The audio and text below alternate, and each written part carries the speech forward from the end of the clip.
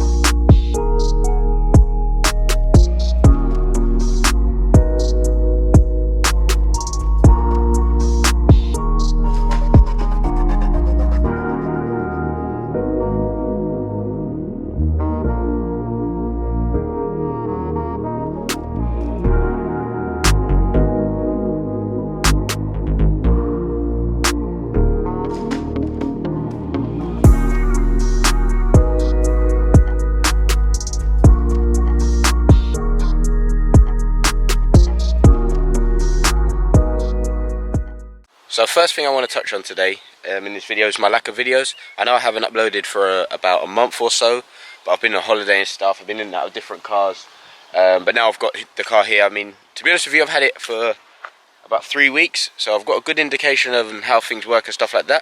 But in this video today, we're just going to touch on maybe just a quick walk around, talk about the features of the Q2 Black Edition, what really works well with the car, and then in a separate video we'll go out driving it.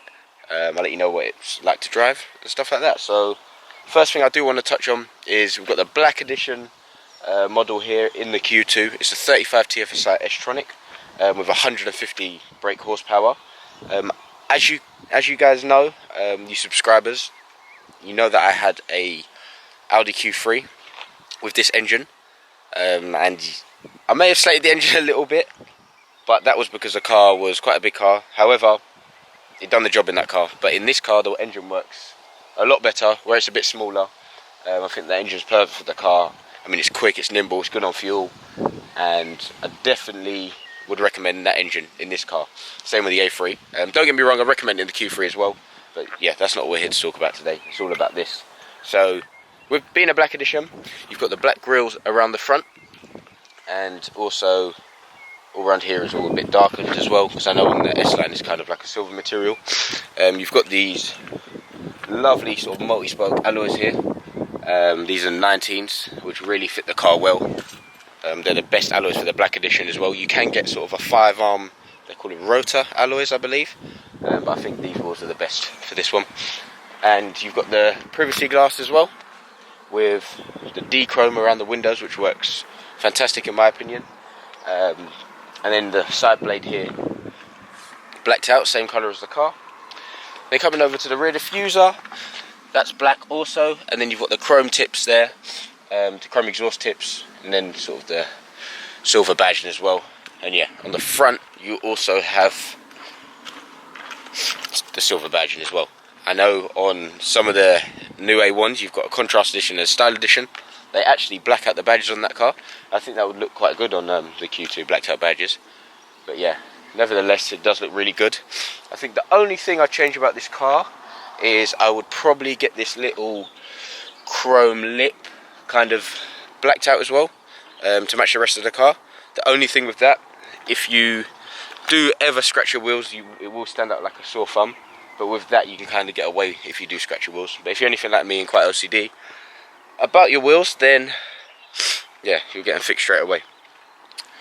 Nevertheless, I need to say this car is actually one of my favourite cars I've had. It sits up there with my TT and my A3, and there's two things that them cars had in common with this, and it's the fact that it's the Black Edition. I think with Audis, the Black Editions, they just nail it every time, and that's the spec to go for. Right guys, so in the Q2 now, and I must say it is a very cozy place to be. I mean, these seats are really nice. They hug you in nicely. They've got a nice design to them. You've got the half leather and the cloth, which is my sort of favourite combination.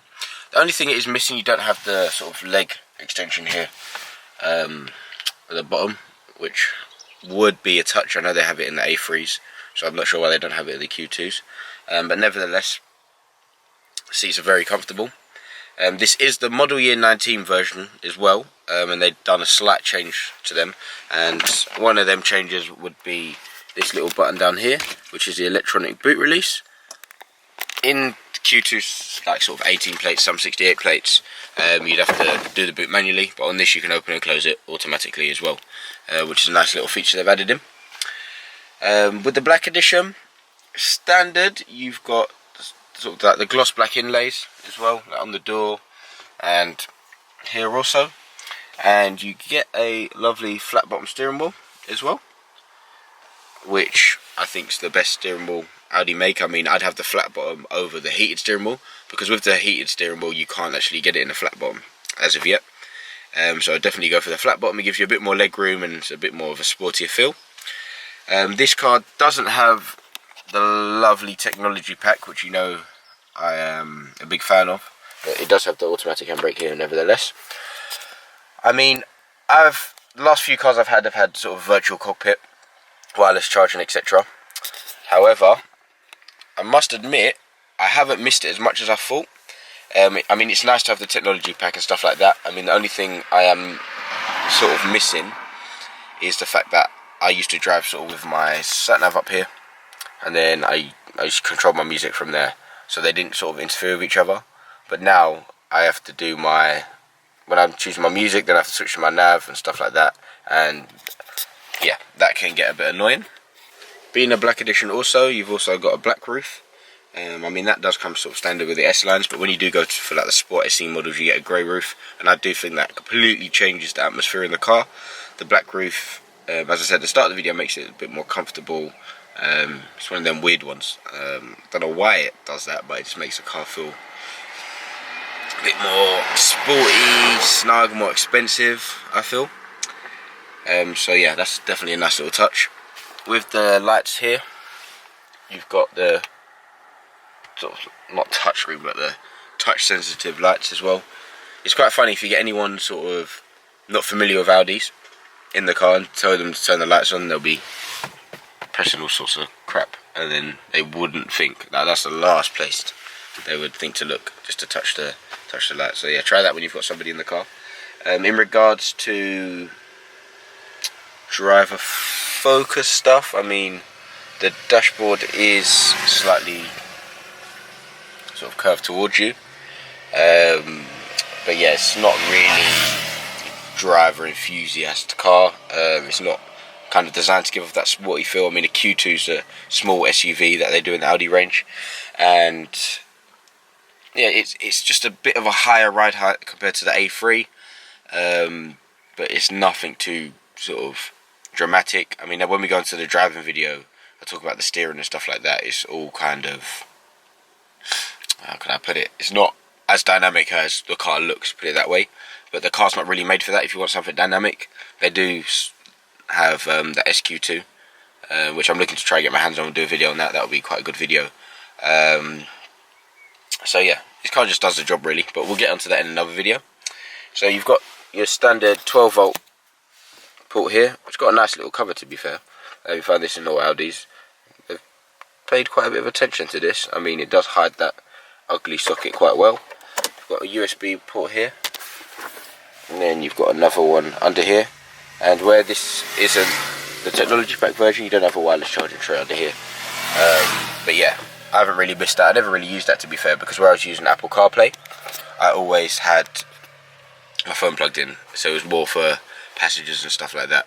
But to be fair, where they want it to be on their phone, like in the car, and then you can't do that obviously while it's charging wirelessly, so I didn't really use it too much. I more used a lead, to be honest.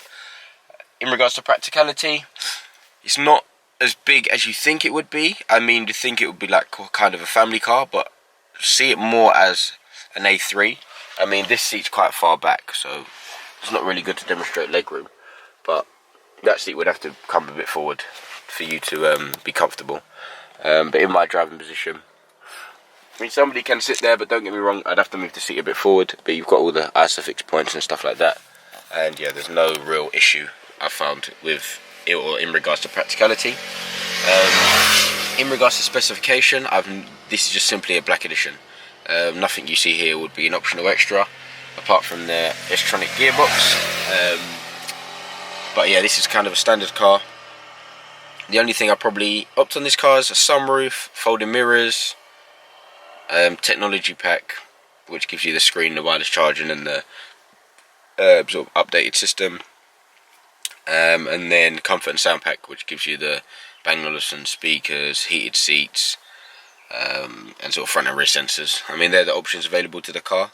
I definitely would spec that as well. I think they're worth it if you can get a good deal on them. But yeah, that's been the video on the Audi Q2.